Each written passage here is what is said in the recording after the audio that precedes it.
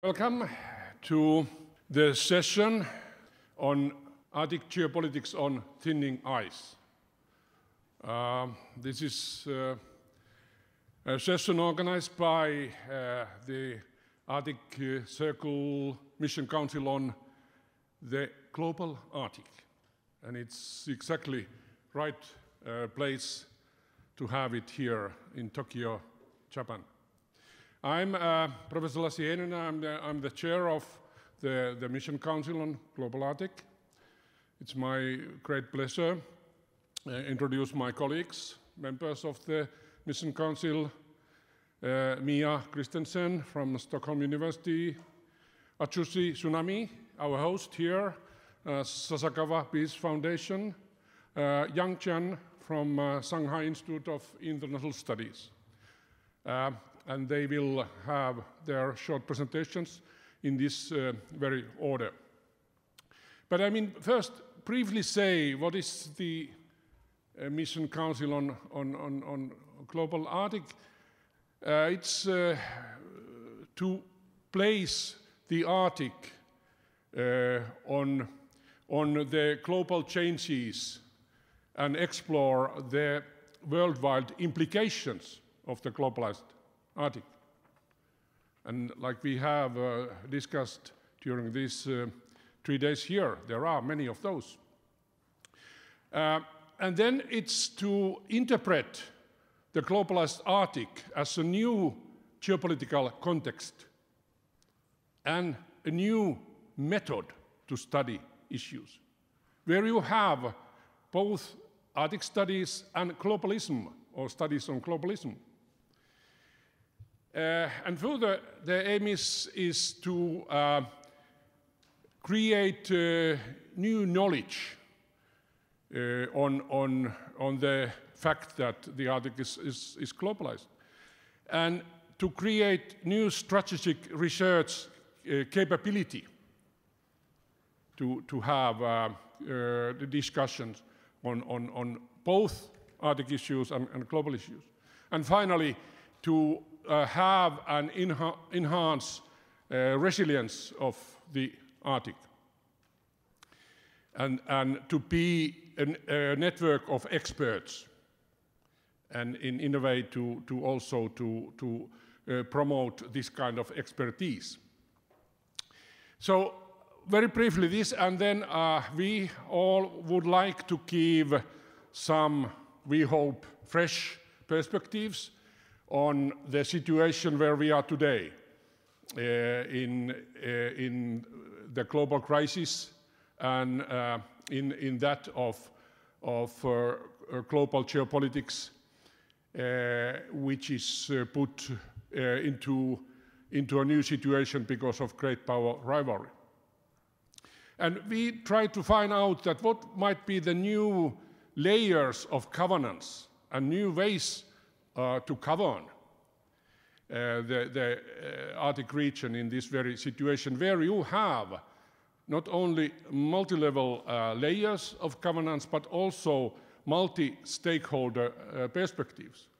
So you don't have only states, you have many other actors as well, starting from indigenous peoples, like we heard this very morning. Okay, so I'm a facilitator here, but I'm also a scholar, a political scientist. And as a scholar of IR, international relations, I know that a war and conflict is not inevitable. There is always something more important, and more important factor of international politics, and that is cooperation. And cooperation is always with competition, but not necessarily with conflict. And in this very situation where we are now, I would like to remind this, that cooperation is the most important factor of international politics, international relations. And I think that the last 30 years of the Arctic has shown this, and has shown that, yes, from a situation of economic, political, military competition, confrontation, what we had in the end of the Cold War, you can become a new situation where the main driver is cooperation and functional cooperation on environmental protection, first of all. So, and now we are facing new challenges that we might lose it. But again, I mean, as a political scientist, I know that it is not to blame geopolitics per se. So often we got that impression that, well, everything was right until geopolitics came and ruined the situation. Well, I mean, geopolitics per se is not good or bad. It depends how you do that. And in the last 1 year, I have thought a lot and written about how we can change the situation. And coming from the discourse of critical geopolitics, actually there we could have an answer to this very situation. If only we will recognize other factors than power and resources. If we would recognize factor like knowledge. So knowledge is more powerful than physical or military power. But we have to recognize that. And then we have to trust on that. We have to build on that. And there we have another factor, and that is identity, identities. It's not only nationalism what matters. It's also how you feel, how you identify yourself. And then we will come one more factor, and that is the environment. I mean, we are saying that there is the climate crisis, the ecological catastrophe. Yes, it's good to recognize, it's good to understand that, but then we have to start to do something. And if the current governance is not enough, like I would say, I would argue that the unified state system has become an obstacle to solve, manage, by efficient way, global environmental issues, like the climate crisis. So if so, okay, what then? What will be the alternative way? One alternative way is to recognize other actors than states, people, societies, and that they will bring something new in order to solve the current situation. But then we cannot be stuck by the fact that there is only national security. There is also something called comprehensive security, where you have other actors as owners of their own everyday security. And again, the Arctic has, in the last 30 years, Arctic cooperation has shown that yes, we can do it. So, by this word, I will give the floor to my colleague, Mia. Christensen, please. Thank you.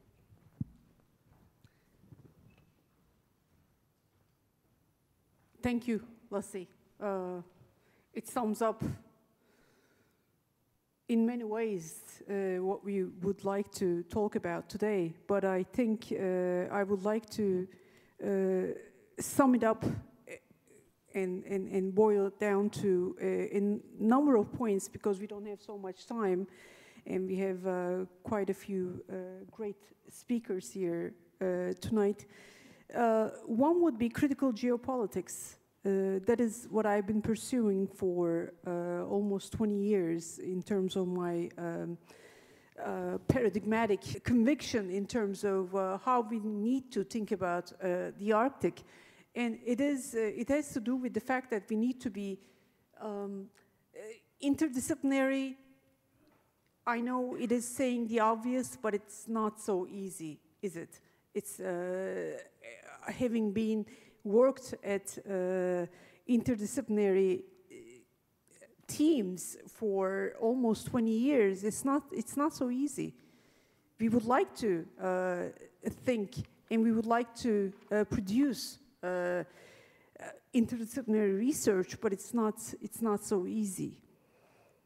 But nevertheless, it is very necessary, and I think it is, especially at fora like this, it's very important to emphasize that we need to put emphasis on that. The second thing I would like to put weight on, it has to do with the importance of communication and mediation. I happen to be a very interdisciplinary scholar. My own training has to do with political science, media and communication studies, sociology, anthropology, and what have you. It's very interdisciplinary. And I think it is very important, despite the fact that we do face difficulties in our disciplines in terms of marrying these kinds of different disciplines. We need to do this, especially in the case of the Arctic, because we cannot do without it. What is happening in the Arctic is requiring so many different disciplinary lenses to come together. And it's not, yes, it is not easy to put those all together, but nevertheless, it is very much needed. And I've been doing like ethnographic, or at least ethnographically inspired work for almost 20 years, and it is very much necessary to continue in this vein of work, I do believe. And I think in terms of our disciplinary stances, communicating with each other, I think it's very, very important that we have communication and dialogue about this.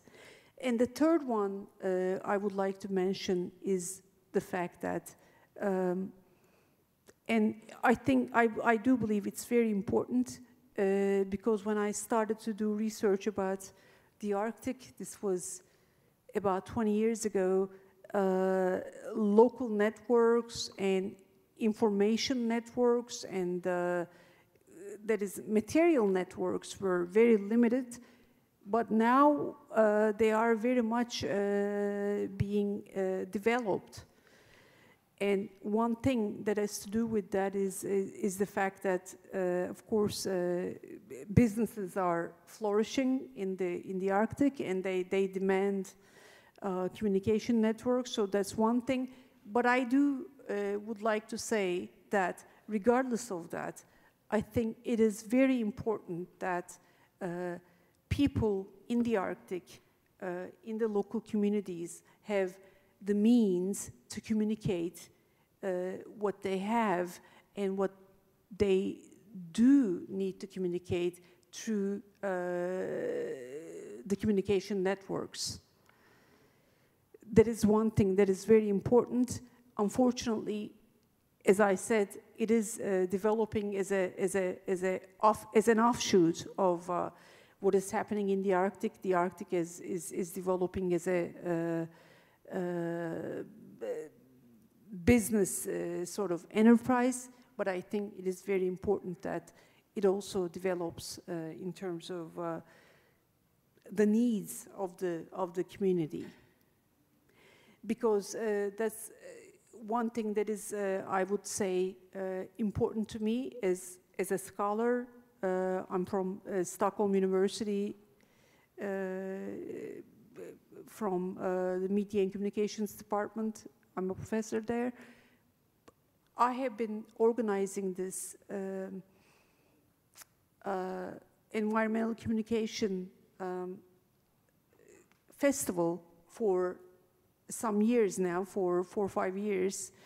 And what we're seeing as this part of this environmental communication festival is that a lot of local communities are contributing what they are communicating, not only through their electronic communication means, but other communication means. They are communicating what they have to say with their communication means. And I can say one really remarkable example is that this is called Stitching for the Sapmi. This film that was made by this really remarkable lady, older lady, that she was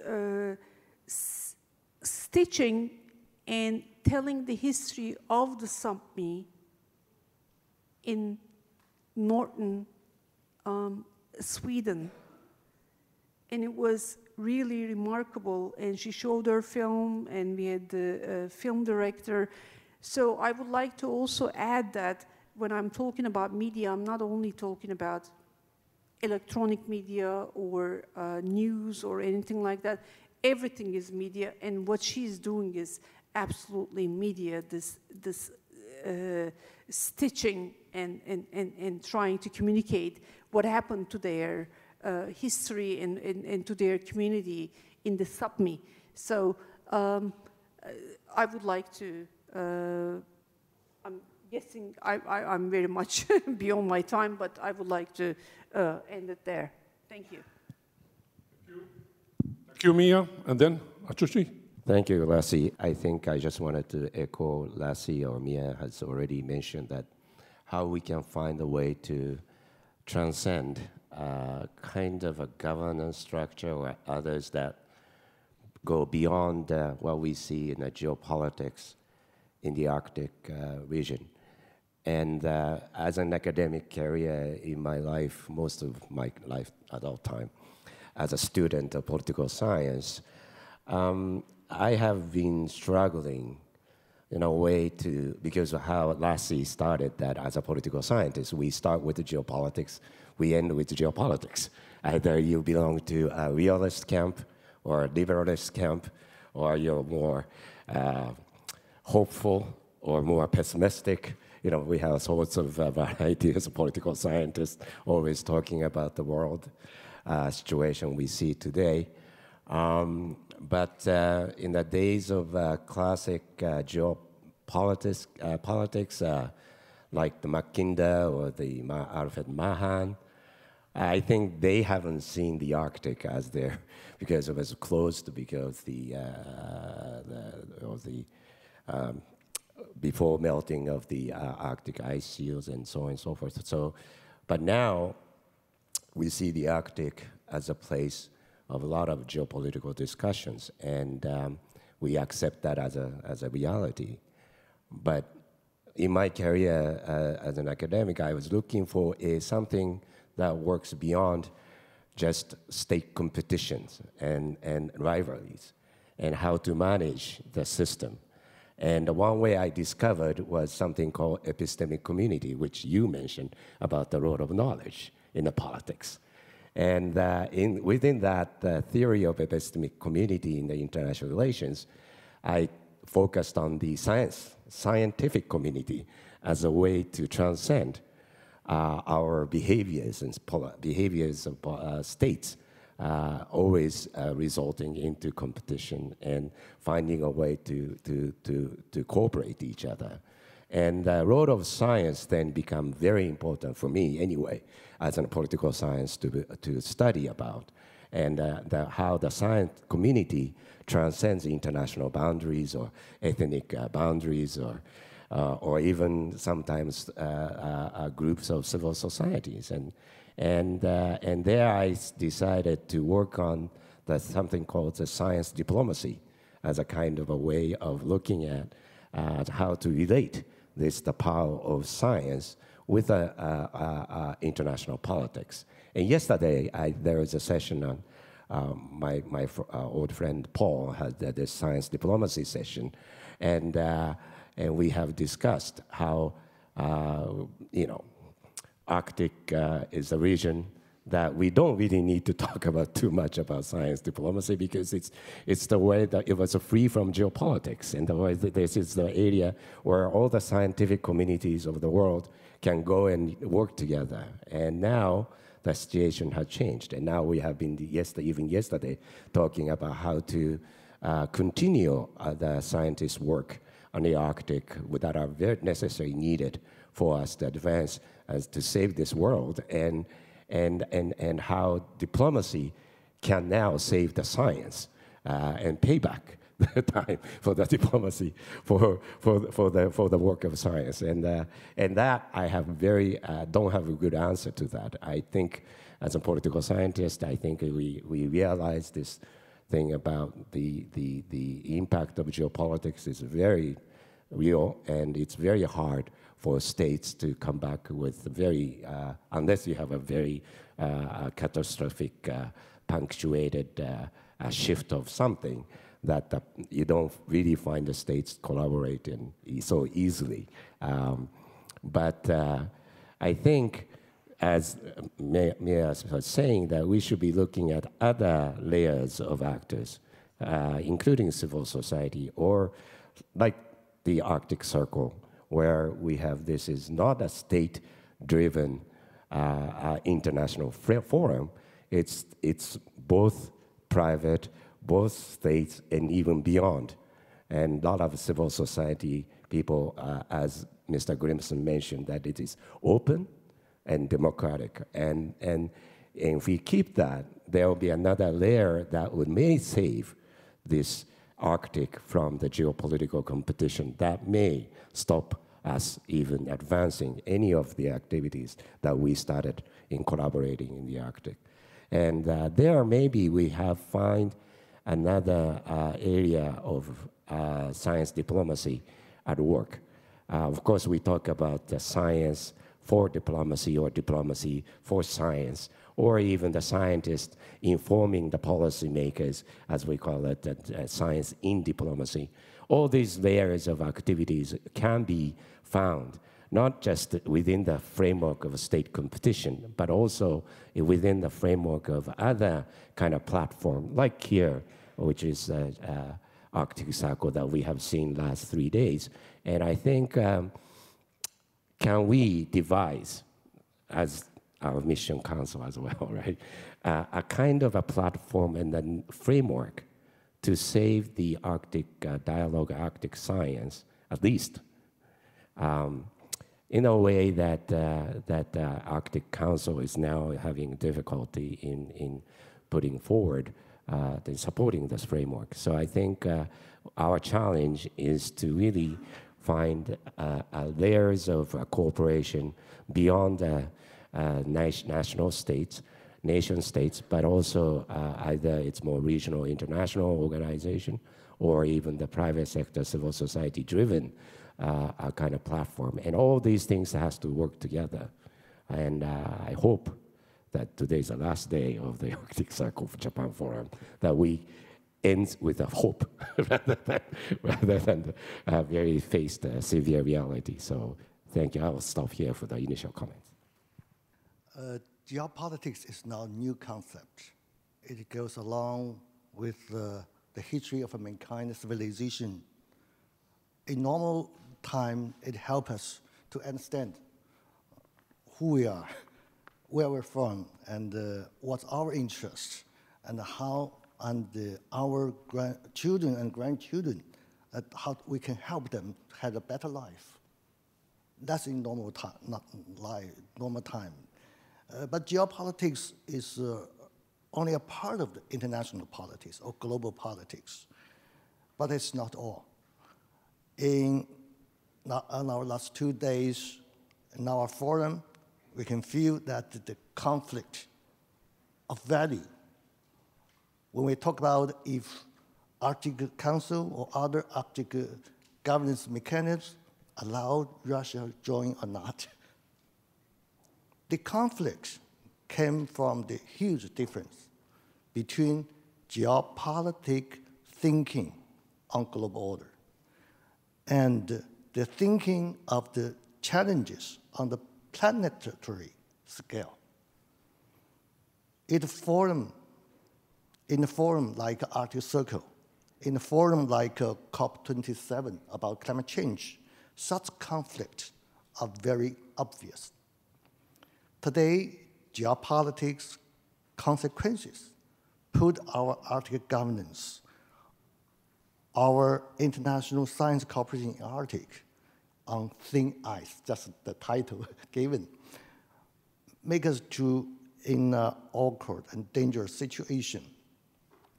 When we're thinking about issues like sea ice rising, loss of the biodiversity, about the climate change, we will feel frustrated, disappointed at the consequence of geopolitics. Can we put it in another, our current situation in another way? If we take our human beings, international society, as a Noah's Ark, we set our goal, that direction described as a sustainable world. The ice melting, sea level rising, loss of biodiversity, climate change are the icebergs around our Noah's Ark, around us, ahead of us. That we should avoid to bump into or bump against. Now, some geopolitical things happened on the deck of the ship. Two crewmen fight each other, and one of them should be punished, should be disciplined. The key point here is the geopolitical issue should be dealt with on the deck of the Noah. So any punishment, any policy, any measurement should on the deck. And no need for us to stop the Noah Ark because the time slot for us to dealing with the grand challenge is limited. No need to change the direction of Noah Ark. We should also keeping our eye open on the icebergs. And also, we need the crewman who launched the fight to do his job one by one. So let's trace back from where we start our mission on the Arctic. Step one. In 1987, when Gorbachev delivered his Murmansk speech, 8 Arctic countries launched Arctic Science Cooperation and Environment Protection Program. At that age, even in the Cold War, the International Science Cooperation Environment Protection Program were taken as a tool, but its purpose is to ease the geopolitical tension.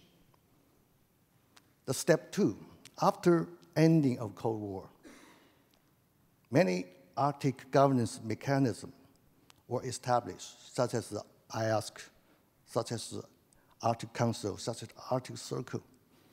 The main mission of the organization platforms are from the vision and thinking of global governance on the planetary scale. So geopolitics issues in Arctic were well managed in that period of time.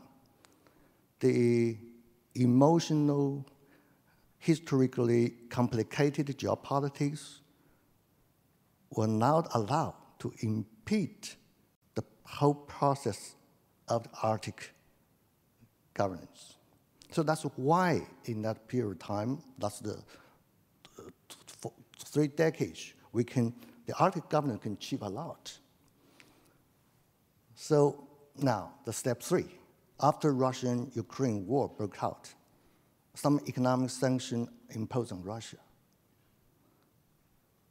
But it was not limited on the deck of the ship.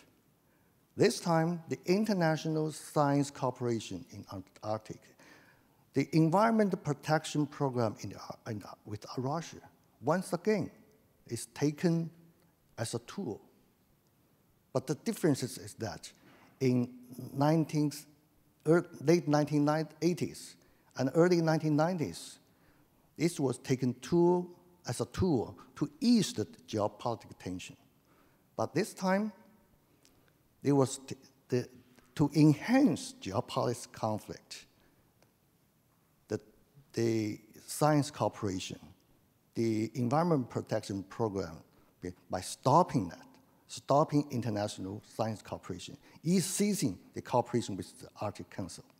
So the message I want to convey to the political leaders who care about the climate change issue, about Arctic governance, is, quoted, as the world political leaders, when you make a major decision, you should not only consider your country's own interest based on the geopolitics thinking and the current situation, but also consider the significance of the existence and the functioning of the entire global governance systems. The tactical victory of any party in the geopolitics conflict cannot compensate for the failure of governance systems that were built by many elites, including the people in this forum, for decades to addressing grand challenges for us all.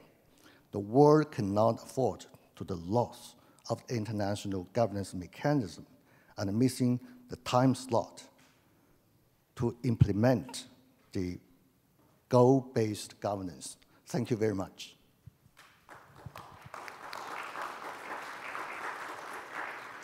So now I open the floor for questions. I'm ready to take 2 or 3 questions. So who will start? Back there, if I can have your mic there. Please brief questions so that we have time for the answers. Hi, okay. The Arctic Council has come up in many discussions, and there is apparently a common interest among all of the Arctic states to continue the Arctic Council and the indigenous peoples and the scientific community. What signals can we send from this meeting that will encourage the Russian chairmanship to create a statement that will enable the Arctic Council to continue? Thank you. I ask my colleagues to make notes, and then another meet here, front. Thank you. Thank you for the presentation. Along the lines of Paul's question, I wanted to make note of the fact that following this meeting, we will have an Arctic science meeting. I'm sorry I can't attend, but I would like to encourage the scientists to kind of set up almost a surrogate study group for each issue where we have gaps from Russia. Because one interesting thing about the situation is that we can still talk to them on the phone. The U.S. government cannot support, direct communications, but we should identify what are the most important things that we cannot afford to lose as gaps in protecting the environment. I got an email this morning from someone who has worked on salmon restoration in the Kola Peninsula, and he's very frustrated that they can't have that kind of cooperation. The second thing, if there's any silver lining here, and it may not be, is that because any Russian science that continues is not going to have financial support of the kind that we heard from the science panels before, maybe the Russians will come up with some of their own funding. I don't know if that's the case or not, but I just wanted to get the comments of the panel on ways that we can make sure we don't lose the very important data, and how do we use the communication that we are not prohibited from having, even though that we can't extend funds. Thank you. Is there any more questions on this round? If not, thank you. If I may, I will start. To first question, what message to the Arctic Council? Well, my message is very clear. I mean, if the eight Arctic states would let us to do our job, I mean, let the researchers, scientists, scholars, to do the job what they are doing, because we have all the networks are international, pan-Arctic. So we have to continue that work. And don't please make obstacles to do that. And then to the second question, well, actually, there are many channels open toward, I mean, between Russian scholars, scientists, and other Arctic scientists. So, like my thematic network on geopolitical security, it's based on individuals. So we have kept all the channels open. And the beauty is that because we are based on individuals, we can do that. And then also the Arctic Yearbook. Yeah, we are all the time doing that what we used to do earlier. But I totally agree with you that we have to work more in order to make sure that data on climate change and the environment in general is updated so that we can share the information what we are monitoring. Okay, now I will turn. Who would like to go? Jian, would like to respond? Yeah, I think it's very important to engage the Russian scientists can be the whole the project on the environment protection on the science cooperation. If the pressure on Russia's government is necessary, but the engagement of the Russian scientists to join the whole systematic program of the scientist cooperation is also very important. If you keep that level of the science cooperation, that can still maintain the expectation of Russia's about its common goal with the other Arctic nation. And also, the scientists, Russia can adopt, can continue, can implement the common this goal of the science cooperation and the program already carried out. If that stops, that's a loss for all of us. Thank you. Thank you. Then Atsushi. Yes, because this is a Arctic Circle Japan Forum, and Jian was mentioning this. I think I'm thinking of what as an observer state can do.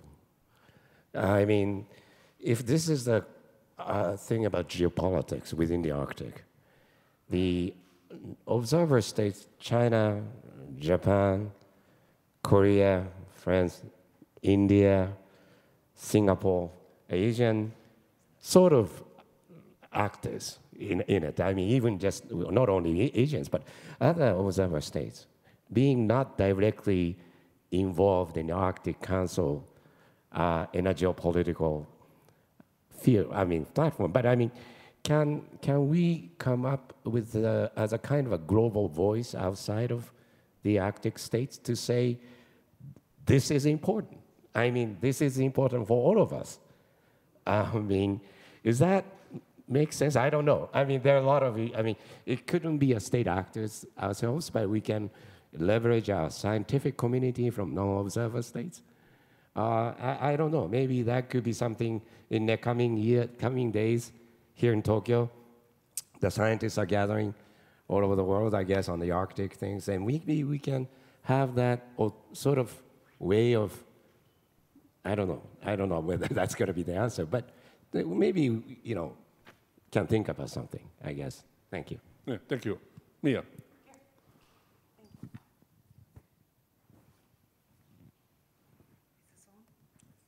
Hello? Yes. Okay, thank you. Yes, I would like to also repeat what you have said in terms of the importance of being party to what is going on in the Arctic region, and the necessity to have representatives from there, including state representatives, that we do not have at the moment. I think it's very, very important. But I think I would like to also emphasize the importance of the involvement of the people, the Arctic people, the communities. As I mentioned in my talk at the beginning, that we try to include their voices through film festivals, etc., like that. One of which I am co-organizing in Stockholm every year. So it is really important to hear their voices too, because I think these kind of fora, the kind of fora that we are part of right now, has to do with diplomacy, state voices, scientific voices, etc. But the biggest stakeholders, I would like to emphasize that, are the people, are the communities who live in the Arctic Circle. That is more than 4 million people. So I think we need to make it a more prominent part of these kind of fora to have them heard. So that's what I wanted to emphasize. Thank you. Thank you. Now I will turn to the audience and start another round. Back there first.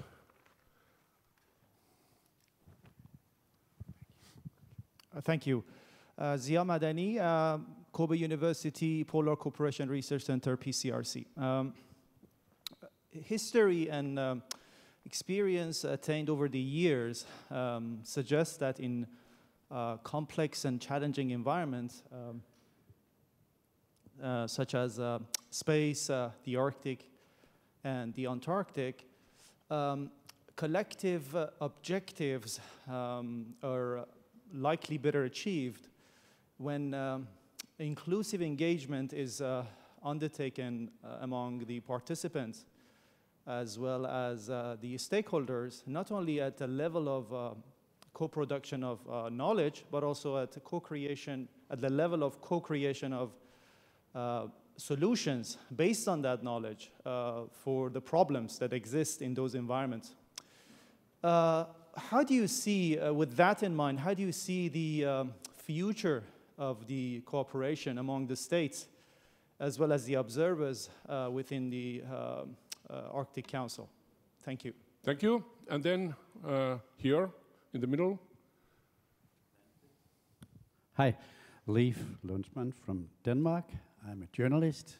I like the idea of the observing nations launching an open, inclusive Arctic forum. That's a wonderful idea. But I do have a question too. We learned this morning from Greenland the wonderful motto or slogan they have launched: nothing about us without us. Everybody talks about Greenland, everybody pays interest to Greenland, but often they do it without the Greenlandic voice around the table.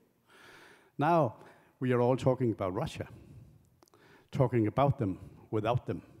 My question is, and I don't know who to address it to, why aren't the Russian scientists attending this conference? Aren't they invited, or did they decline the invitation? Thank you. Are there any other? Yeah, then there.